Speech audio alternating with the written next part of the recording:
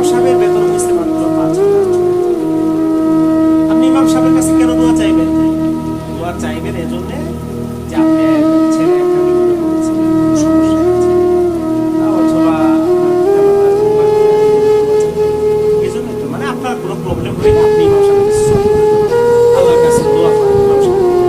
আপনি কি একটাবার চিন্তা করছেন যে এই ইমাম সাহেব কত বিপদে আছে, এই ইমাম সাহেব কত সমস্যায় আছে? আপনি ইমাম সাহেবের সমস্যা দূর করার জন্য একবার চেষ্টা করেন, আপনি ইমাম সাহেবের একজন মুসলিম, হ্যাঁ, আর যে ইমাম সাহেবের সমস্যা দূর করার জন্য আপনি চিন্তা